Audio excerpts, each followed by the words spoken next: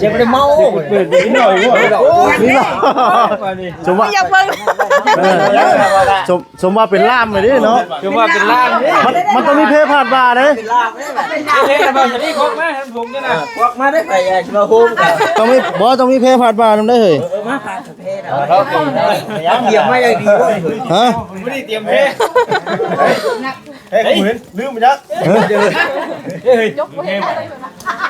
เนี่ยเตรียมเพ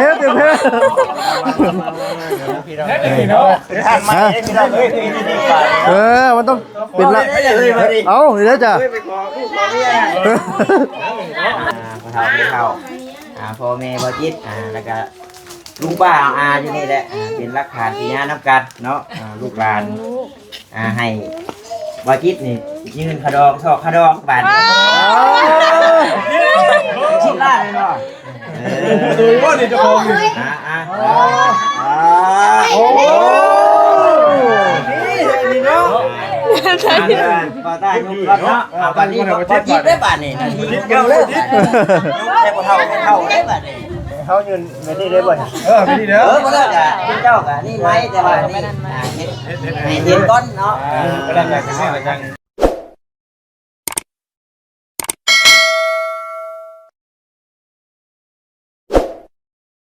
พี่น้องเนาะกะทักทายสบายดีเด้อเนาะสบายดีตอนเช้าพี่น้องเนาะตอนนี้ก็มือเปิดห้างใหม่เนาะพี่น้องมือก็ได้เนาะแต่ทีมงานก็มาพร้อมเพียงเตียงหน้ากันพี่น้องเนาะด้วยสุขุทุกคนพี่น้องเนาะพี่น้องเนาะสวัสดีป้าลุงด้วยว่าไปเลยเนาะเ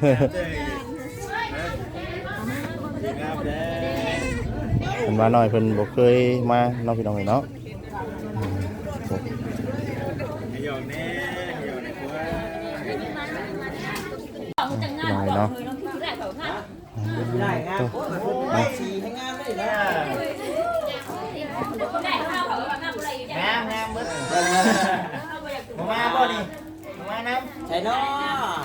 เอาสบายดีเด้อเนาะ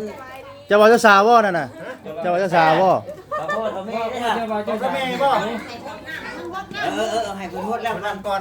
ไปได้ภาพแบบโอ้พ่อแม่พ่อเฒ่าลูกตานะลูกตานะแม่อะไรได้ไอ้พ่อดิบอกพ่อก็ไปหาพ่อแบบยังหมดแล้วยังหมดแล้วลูกกินเองก่อนเลยลูกกินเองมานั่งพี่ไหมอันนี้คนเก่าดิแต่งใหม่กันเนาะคนใหม่บ่ได้บ่โอ้บ่ได้ดิปิดพิธีเลยเนาะใช่งามโอ้ผู้ชายเลยเฮ้ยคนหมายเนี่ยว่าชุดงามเลยชุดงามจะเปิดไปโอ้เนี่ยยังเปิดไปเอาบ่มันเทินห่างกับพ่อมันเนี่ยลงแล้วก็นั่งแง่ก็ลงมันมาแม่นั่งไว้ถ่ายรูปบ่บัดนี้พร้อมเพียงหน้าบ่ได้น่ะจับไปยังงามก็ยิ้มเอาเด้อดิเด้อโอเคเนี่ยมันอยากกินที่ได้ไข่นี่น่ะตั้งใจถามบัดนี้เงียบได้บัดนี้เด้อเงียบได้ถามเฒ่าได้บัดนี้อย่างนี้อยากให้มีอีกอยู่บ่อันเนี่ยนี่ให้มีเดือนได้พัดนัดกันไว้เดือนสี่บ่ไว้ชีนี่เลยใจดูชีรู้ได้ท่านบ่ล่ะทันเครื่องเลิกออกได้ได้วันนี้เลยเครื่องก็ยังบ่ขายเอิ้นหมดกระยาทำยังดีสมมุติว่าลูกว่าหมดบัญชีก็หมดเลยเนาะหาบัญชีก็หมดเลยนี่โอ้หาบัญชีพุ่นตรงนี้เป็นไงวะตรงนี้ได้จ้ะแต่ว่าคิดบ่ได้หาว่าท่านกันยืนกล้องถอดกล้องก็ได้บ่ได้หน่อยได้บ่ได้แล้วได้เนาะเนาะมีจะใส่ของไม่ตายเลย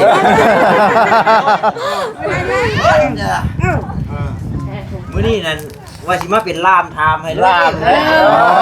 เป็นล่ามบ่ มันคาใจเด้อเนาะว่าหยอกก็หัวกันดอกพี่น้องเนาะแต่ว่า เรื่องเขาดูกระดองเบิดเลยดิว่าที่นี่ดิ ยังเนาะ ยังไง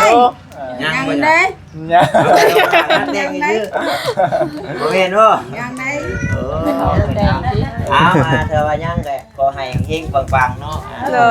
ย นี่แหละบ้านนี้ ขายแฮมได้ขายแฮมได้มีเงินทำดีใจน้ำพี่น้องเนาะโมคูได้อันนี้ก็ถือว่าประสบผลสำเร็จอีกขั้นหนึ่งพี่น้องเลยนี่ก็เห็นหน้าพร้อมเพียงเพียงหน้านี่ก็ทักแล้วบ้านบ่าวจิตเคยขอขมาพ่อเฒ่าแม่เฒ่าอีบ่บ่าวจิต เทื่อหนึง เพื่อนนึงถามประธาน เพราะว่าพี่กายนี่ ขอเข้ามาเธอนึง พี่กายนี่ ทำขายเครื่องบ่สิบ่ได้ขออีกรอบอะไรนะ คือว่าแน่ นี่ประธานคือถามด้วยนี่ เนาะคือเปรกแค่เนาะ ถามด้วยนี่ คือเปรกแค่เนาะมีภาควันเลยครับเป็นพ่อเลี้ยงอยู่ทั้งบ้านก็พ่อถามคนมาหลายก็เลยถามคนมาหลายเพิ่นก็อยากให้เฮาคู่ร่วมกันบ่ถูกต้องของนี่เลยยังเท่าใดเลยเอายังเท่าใดเอายังเท่าใด ยัง10 ล้านบ่แม่ เนาะ กับคำบาทหนึง ทำบาทนึง งัว2โต มาสองตัว ลูกชนะเลยทำแม่งเลย มาได้เนาะมาได้ว่า เอาบ่จิตขอก่อนเท่าไหร่ว่าลืมเลย 30นะแม่เนาะ 30 กระดองเท่าไหร่ก็ทางนี้ 40บ่ เอาแสดงก็ถอกไปเลยเตี้ยบ่ได้ข้างไว้อย่างเลย ครับคิดเพิ่นแน่นั่น จีบเพิ่นนั่น คิดเพิ่นแน่นั่น แม่น กลับมาเฮือนมาเฮือน ได้พี่น้องเอ้ยมือนี่น่ะมันนักน้ำค้ำเลย แม่นน้ำคำ หนักทั้งมันแล้วหนักทั้งมันแล้ว เนี่ยมือไรใหญ่เนี่ยใหญ่ก็ทำมันนี่พอมาแล้วทำบ่อะไรพี่จะไป นี่มันหาเงินขรองเลยเนาะ แม่นนั่นแหละ จะเข้าไปใช้เด้อฉันจะผูกแขนให้ก้อนนางความเพียงหน้าเดี๋ยวผูกแขนให้ก้อน แคนให้ เดี๋ยวไปเอาไข่ผูกแขนก้อนเนาะ เตรียมมาอีกเลยบ่ เดี๋ยวผมเข็มเองอีกเนาะ นั่นน่ะเตรียม ไว้น่ะไว้ แล้ว ใหญ่เลยนี่2 ปีเลยปีปลายเลยสิเขา2 ปีเลย ไม่ใช่ก็ครบเงินเลยไม่ใช่ครบเงินเงินเลยคนใครจะเป็นคนงานเป็นชั้นขึ้นเลย ใบเด้อ ยังน่ะ เบิ่งดู นี่น่ะ เฮ้ยน่ะ เสียบ่ได้เมา เปิดนิดหน่อยว่า นี่เนาะสมว่า อยากเบิ่ง สมว่าเป็นล่ามเลยดิเนาะ คือว่าเป็นล่างนี่ มันต้องมีเพศผ่านบาเด้ เป็นลาบได้แบบ เฮ้ยบ่จะนี่ครบมั้ยผมนี่น่ะ ควักมาได้ไปมาโฮมกัน ต้องมีเพศผ่านบาทำได้เฮ้ย มาผ่านสะเพศ เขาเกี่ยว เหยียบมาอย่างดีเว้ย ฮะ ไม่ได้เตรียมเพเฮ้ยเหมือนลืมไปแล้วเฮ้ยยกเพ เนี่ยเดี๋ยวเพศพี่น้องทานมาพี่น้องเฮ้ยนี่ มันต้องเป็นละเอาเดี๋ยวจ้ะ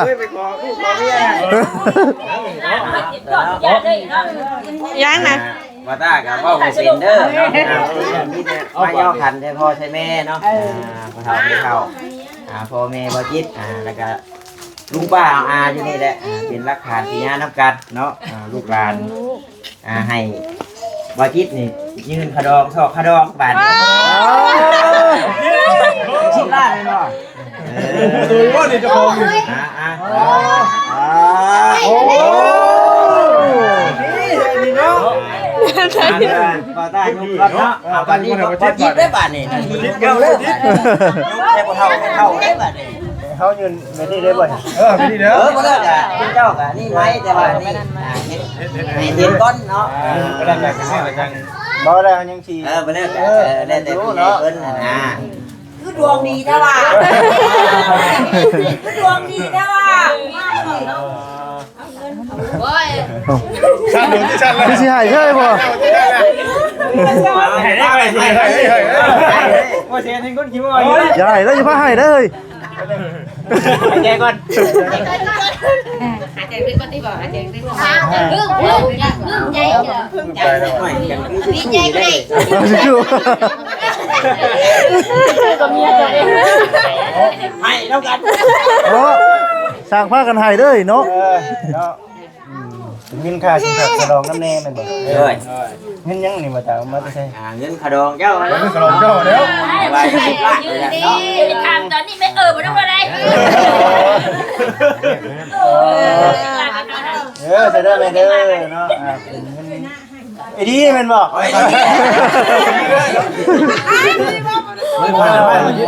ยังบ่มั่นใจ ยิ่งเรื่อง มึงดูนะมึงดู ทำแล้วนี่ล่ะมาบอกเลย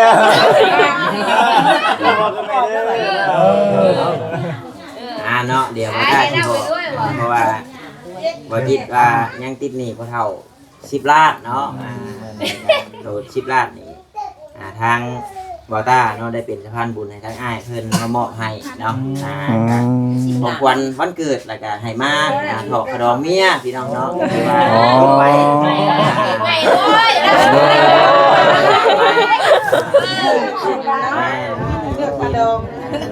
วันนี้พ่อแม่ได้หับเลยก็ไปแจ้งเขาแจ้งแก้บัดเนาะตามที่คงเป็นเนาะ เด้อ อันนี้นั่นบอต้าเตรียมมาให้มันคือแบบว่าให้มันเลี้ยวอยู่นี่ดูได้นี่เนาะก็ถือว่าเอาดีมกดีใจน้ำเด้อ ใจได้หลายเด้อ ที่ไม่ทำบุญเด้อทำบุญเด้อทุกคน เด้อให้รู้ไว้หมดทุกคนเด้อ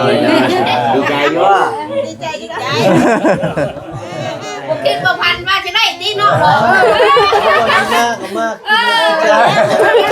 ไม่ใช่ว่ามาข้าวฟรีมากเป็นยังไงวะจิ๊ดจะไปเราชื่อไปใจร้ายเนาะถ่ายเลยเดี๋ยวมองกับรุ่นกินอีกเนาะพี่น้องเลยเนาะตัววันนี้ก็เพิ่นให้ของขวัญวันนี้ก็ได้เนาะของขวัญช่วยทั้งอันนี้แน่เนาะค่าสินสอดค่ารองมีแต่ว่าคุณคำกับแก้วคำหาได้หามีกะเก็บใจอันอื่นเนาะอันนี้คือน้ำจิ้มน้ำใจเพิ่นเนี่ยน้ำจิ้มน้ำใจเพิ่นยืนอยู่เนี่ยขอบใจลายเด้อ ใจเด้อ ไหลน้ำไหลน้ำนี่เนาะน้ำดอกได้ให้หักกันแหละพี่น้องเลยเนาะก็คือชิวคู่กันอยู่ดอก เด้อ เป็นเจ้าเมื่อได้กับเมื่อแจ้งพอแจ้งนุ่งแจ้งหนักกันปกครอง เลยแล้วทั้งที่ห้ากับจังหวะกันอีกเทื่อเนาะเทื่อกันคำนี่บ่นั่นเด้บ่นับเลยบ่เฮ้ยหรือว่าบ่ตาลักใส่น้ำมันอยู่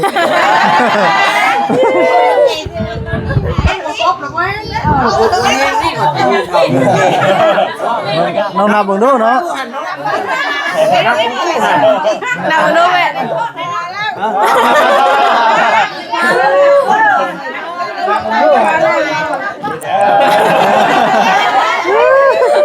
เวลาก็ได้ล่ะ เอาเป็นหัวมาใหม่ๆคือสิครบเลยเสียกันเลยขอโทษบ่ได้บ่ไปใจเนาะ ยังเอาขนมนะ โอเคแล้วขอบใจทุกท่านและบาทเนาะบ่จิตก็ถือว่าผ่อนผันแบ่งเบาไปอีกขั้นตอนนึงพี่น้องเนาะเรื่องนี้ เดือดแต่น้องแล้ว น้องยังไง แต่ว่าผลิตน้องได้จังว่าสิมีของฝากของต้อนอีกทำไปไว้ดีกว่าซะเนาะเอาไปนอนอยู่ มื้อนี้พรพันธุ์ได้มื้อนี้เนาะพรพันธุ์ก่อนมื้อนี้ ดีใจหลายเนาะมุกกับใจหมู่เพื่อนเบิดทุกทุกคนทั้งบ่ตานำเนาะสินำข่าวดีมาให้พ่อเนาะทั้งอ้ายแน่แล้วก็ทั้งผู้รักผู้ใหญ่เพิ่นนั่นแหละ พร้อมจิตพร้อมใจกันเฮ็ดให้ความฝันเนาะของทางบ่จิตเนาะใหญ่เป็นจริงเบิดแล้วเนาะมีแต่สิตั้งจิตตั้งใจเก็บเงินเก็บคำให้ได้ให้มีแหละบัดนี้ก็ได้พี่น้องเอ้ยต้องขอบใจหลายๆมาคำมาคูณนำกันเนาะถ้าใครดีบัดนี้ มืออยู่พร้อมเพียงยังหนาก็พอดีเนาะอยากเป็นขาดเป็นงานน้ำกันเนาะวันนี้ก็เบาๆให้เรื่องมันออกเมาตลอดอยู่นะแม่เนาะเมาตลอดอยู่แต่ นะเบานะนักผมไม่ก้อนเนาะนะไม่ก้อนได้เหรอจังเลยก็ได้เลย ยากดอกเนาะคิดได้หาได้ก็คอยแบ่งกันพี่น้องเนาะพอยกก็หัวกันพี่น้องเนาะ กินยังล่ะเอานี่ มาได้นี่ก็ได้เอาคนเลยนะ ได้แล้วบ่บัดนี้เนาะมากินข้าวกินน้ำเนาะบัดนี้เนาะรวยได้บัดนี้บ่บุญเคยผมขอบใจบ่บุญเคยได้ลายผมก็ให้มา ใจเด้อขอบใจบ่จูทุกคนเนาะ แล้วว่านี่ต่ำหัวได้เนาะ ทำเลย วันก็เนาะ แล้วอยากตำบ่ โดยเด้อเด้อ ไม่ค่อยไปนี่เนาะไม่เนาะ เนาะไม่ค่อยคือน่ะ ไปเจ้าบ่ ลามแล้วเนาะ ลามแล้วยุกตะเกา เมนคนละแบบ เนียนแล้วลามแล้วยุกเนาะพี่เสนาเดินมาจะกินกับกินน้ำเนาะ มีเลยเอาไว้บัดนี้เนาะโอ้ยบาซารี่บัดนี้ โดยเนาะ พ่อเมียจะได้เงินเงินแน่ ยังลูกเมียนเลยดิปะ เมียนใช่ดึงนี่ ไว้ชิลมเลยลูกไปใช้ละไปใช้ละใช้ละพี่เอาพี่